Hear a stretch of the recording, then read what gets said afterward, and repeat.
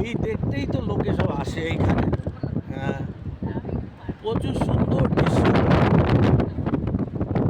বজরঙ্গী ভাইজান কি এমনি এসেছিল এখানে শুটিং করার জন্য? এই দৃশ্য ভোলার মতো না।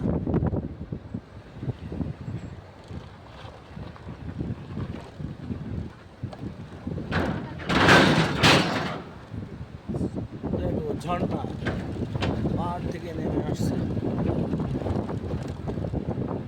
সব চলে যাচ্ছে হচ্ছে ব্রহ্মপুত্র নদীতে।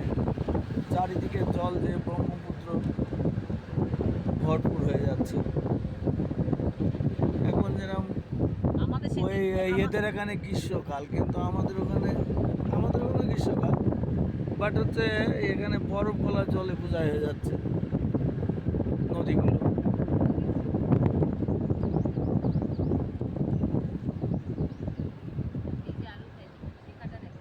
এখানে গ্রীষ্মকালে আবার প্রত্যেকদিন প্রায় বৃষ্টি হয়, টুকটাক বৃষ্টি। এই আমরা যে কয়েকদিন এসেছি প্রতিদিনই টুকটাক বৃষ্টি এসছে। আটুখালির ভিতরে একটা ছোট্ট গ্রাম।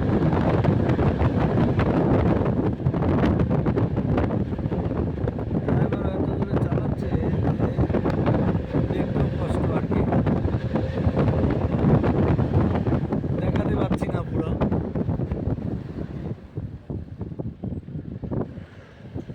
আরও এইসবগুলো ছাড়া মানে ছোট ছোট করে ছাড়তে হবে, নাহলে আপনারা দেখবেন না। কিন্তু ছোটোর ভিতরে কত ক্যামেরা বন্দি করা যায়। ছেড়ে চলে আসলাম।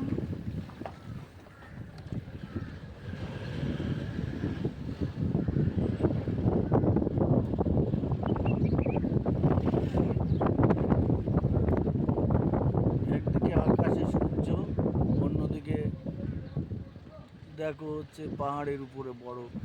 এক বিচিত্র সকালবেলা লাগছে।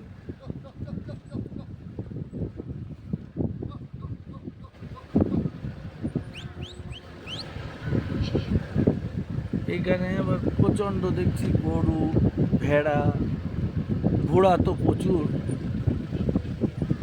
তার মানে এদের বাসযোগ্য জায়গা মানে কি সবুজ সেটা বোঝাই যাচ্ছে। কারণ মানুষ মাছ মাংস সব খায়, কিন্তু গরু ভেড়া ঘাস পাতা ছাড়া কিচ্ছু খায় না। মাছ মাংস খায়।